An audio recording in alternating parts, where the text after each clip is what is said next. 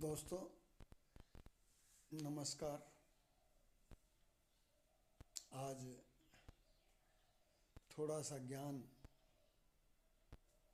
थोड़ी सी बात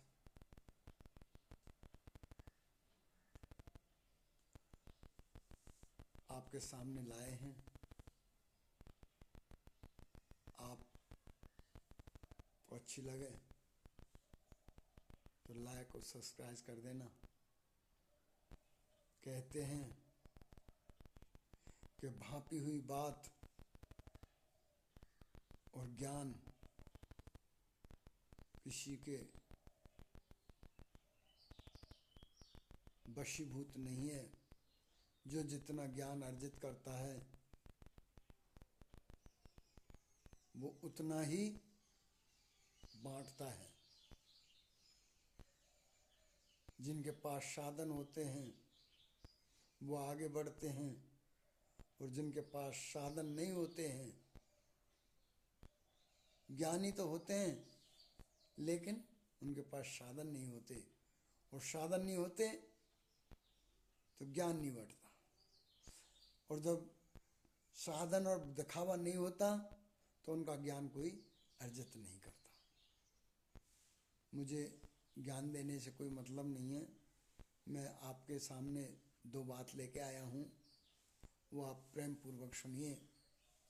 पहले हमारे बुजुर्ग लोग 6 महीने पहले, 2 महीने पहले, 5 महीने पहले ये बता देते थे कि अब का सम्मत ऐसा होगा। वो क्यों बता देते थे, कैसे बता देते? तो आपकी प्रथा आज भी है, कल भी थी और रहेगी।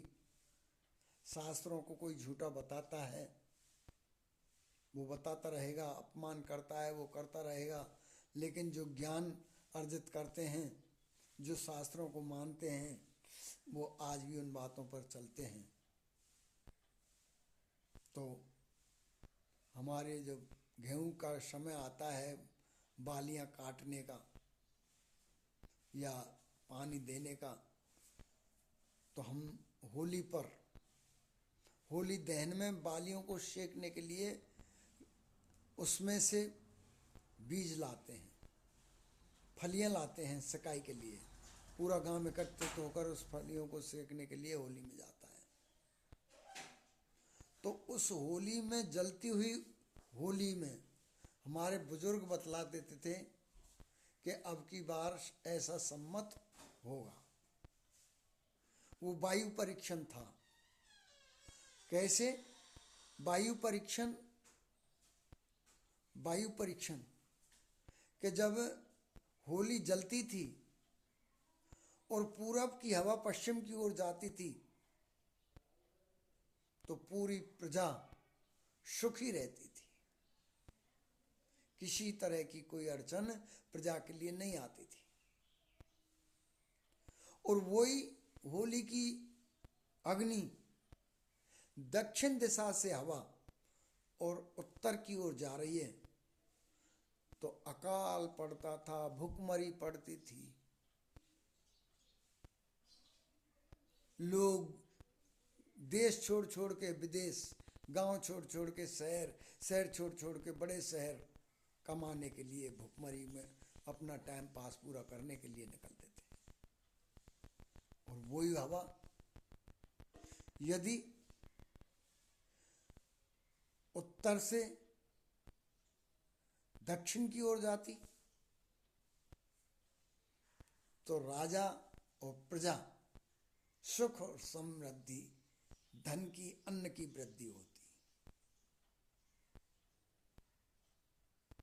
और वही पश्चिम से और पूरब की ओर हवा होती तो होली की जो अग्नि है वो इस तरफ जाती, पूरब की तरफ, तो उसमें अन्न की वृद्धि कम, और जो खरपतवार है, तणमूल है, पेड़ पौधे हैं, घास फूस है, वो ज़्यादा होता था। अब बात आती है कि चारों दिशाओं में से यदि हवाएं बंद नहीं, किसी भी दिशा में नहीं जाते और सीधे ऊपर लौ जाती थी, आसमान की ओर उसकी चोटी जाती थी।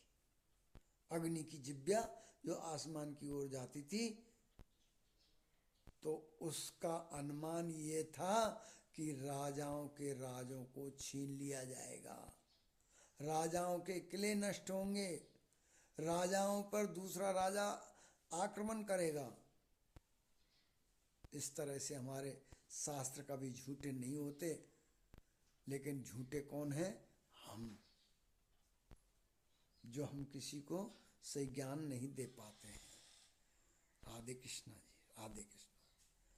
ये वीडियो पसंद आए तो लाइक, सब्सक्राइब और